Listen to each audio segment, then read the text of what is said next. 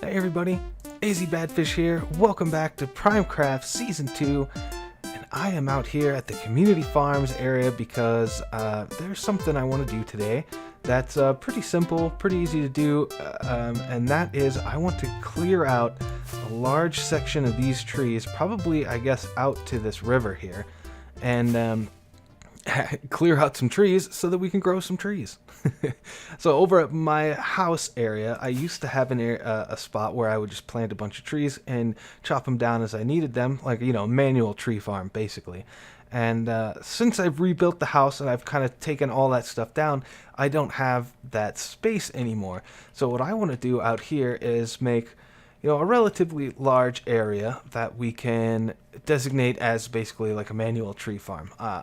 I don't know that much about this crazy TNT duplicating piston heavy tree farm, you know, automatic AFK things, but this manual system works great. You just plant a tree, bone meal it, and you can chop it down. But we're gonna need a space slightly bigger than this.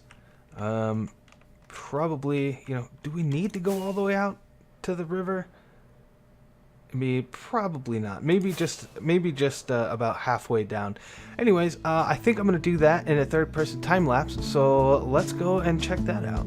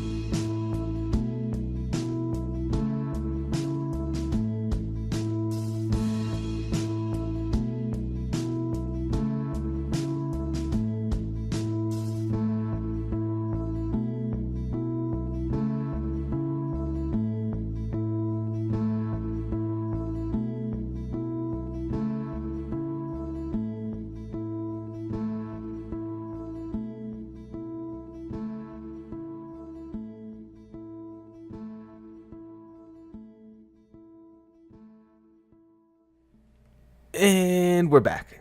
Hope you guys enjoyed the time lapse that I did there of me clearing out the area. I may have gotten carried away between clips. So I was just out here, I had the clearing, I was measuring stuff out, figuring out how many sections I could get in here, and the next thing I knew, I had it pretty much done. So what I've done is basically surrounded each little section with its type of fence, and there's also some fence gates in here so you can get in here. I've surrounded all the areas where trees would be planted with jack-o'-lanterns to keep the areas lit up and free of mobs, and I think it's looking pretty good. Just a general tree chopping area, nothing fancy, nothing automatic or anything like that.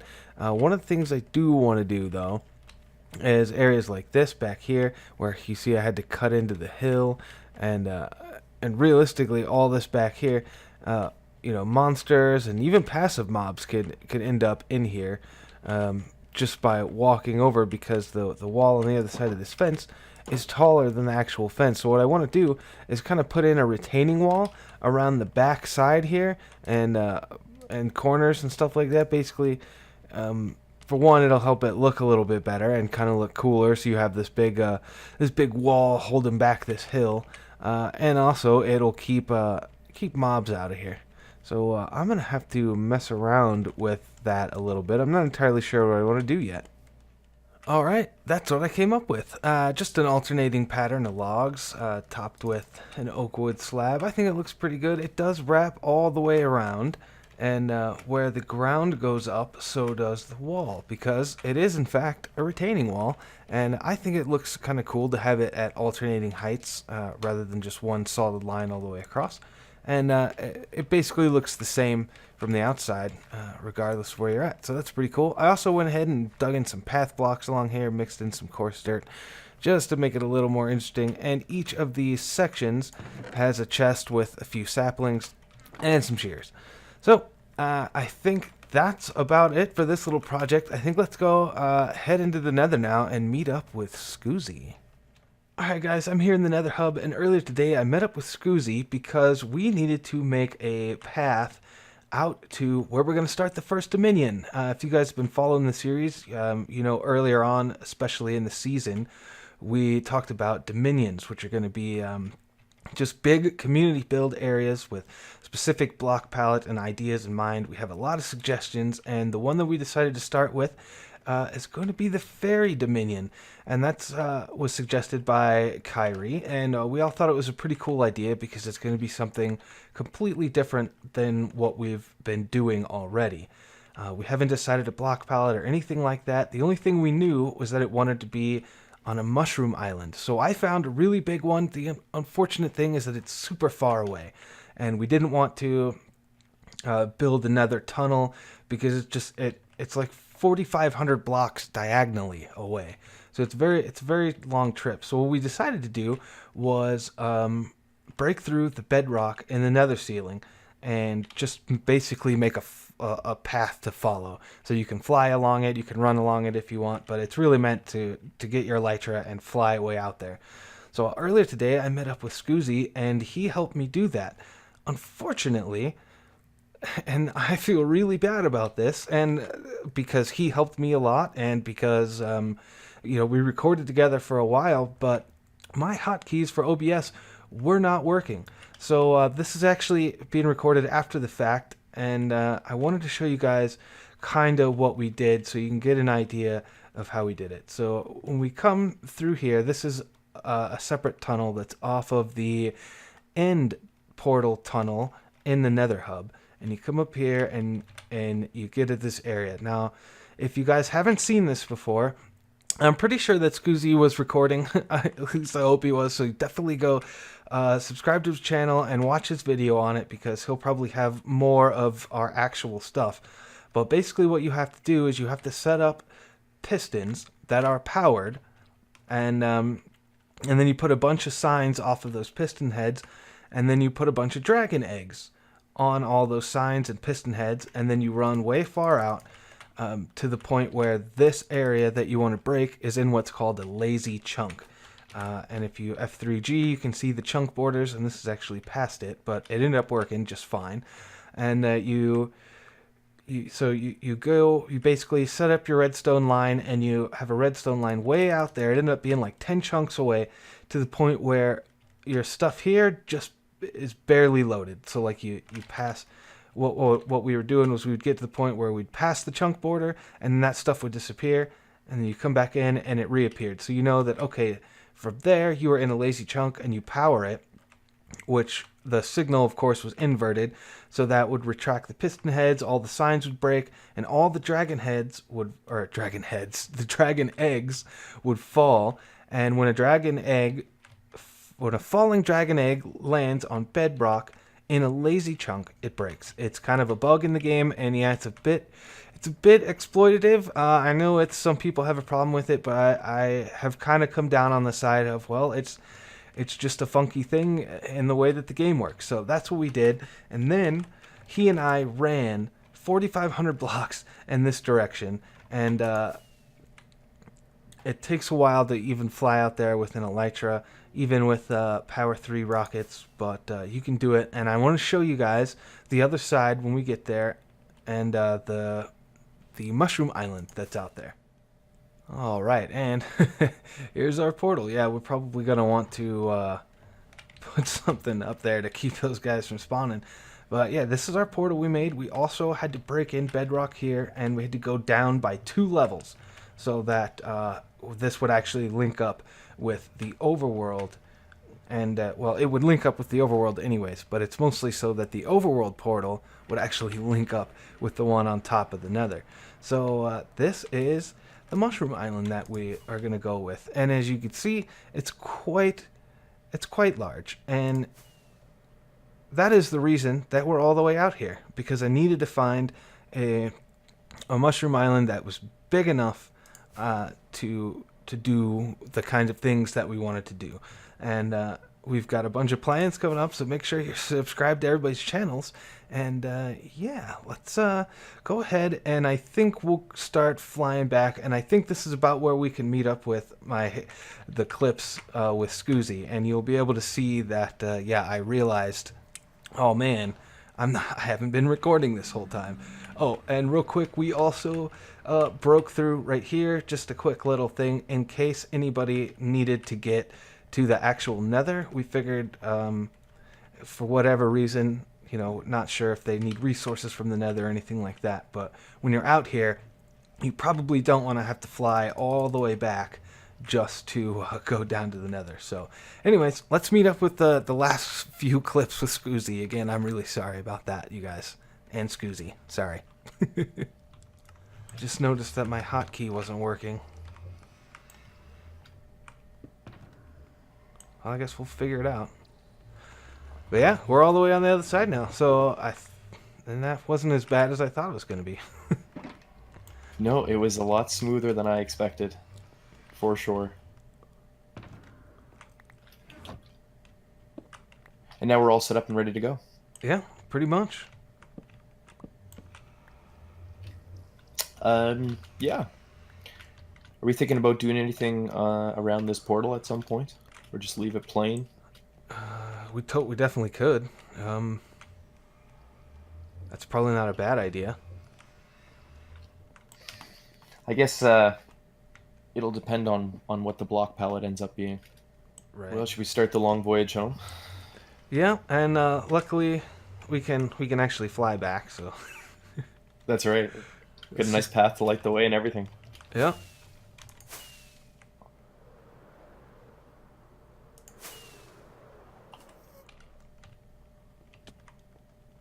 Awesome.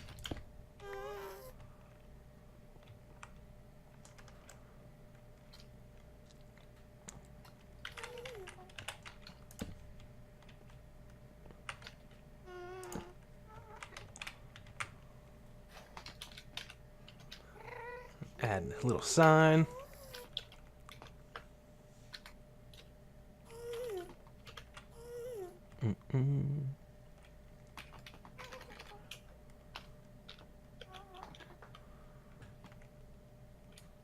Now everyone will go check it out. Perfect. All right, well, thanks a lot for helping me out, man, and providing those dragon eggs. I would not have been able to do that without you. Oh, no problem. Thanks for having me along. It was fun to finally get to break bedrock. Yeah, it was. That was kind of cool. All right, man. I guess I'll see you later. All right, check you later. Okay, so I'm back and I'm out on the Mushroom Island, and hope you guys enjoyed that clip. Sorry again about messing up the recording and basically not recording anything. There's plenty of tutorials about how to get up on the Nether and break a bedrock on YouTube, so you can go look that up. Or if for whatever reason you guys really want to see me do it, you can leave a comment and maybe I'll put something together. So yeah, I think this is probably going to end up being a shorter episode, you guys, because the next thing I'm going to do is start removing all this mycelium, and I'm probably not going to be doing this alone, but it's the next step, so I want to kind of get working on that so we can get building the other cool stuff. And you know, I've never actually done this before, but I've been looking on the wiki and reading about how it spreads, and I think my plan is going to be to just like carve out sections. Like, I'll come in here and I'll take my shovel and I'll like carve a line through here and basically like section it off so that the mycelium cannot spread from one section to the other. Ghost block, there we go. And I don't know if this right here is enough. Now on the wiki it says it can spread 1 block across, like 1 block up, and then up to 3 blocks down. But I mean, it seems like this should be able to spread right there. But I don't know, I'll have to mess with it. But once I get it split off into sections, I'm just going to dump water buckets everywhere and leave it until the mycelium dies. So that's what I'm going to be doing, and it's going to take quite a while, so I'll probably be doing that off camera. And yeah, I think we'll go ahead and call this an episode, you guys. So if you liked it, why don't you leave me a like, leave me a comment down below, let me know what you thought of the time lapse earlier in the episode, and if you want to see more stuff like that, any ideas, things you want to see me build, make sure you subscribe if you're new, and go check out the other primers. As always, they're in my description. So until next time, you guys, see you later. Bye bye.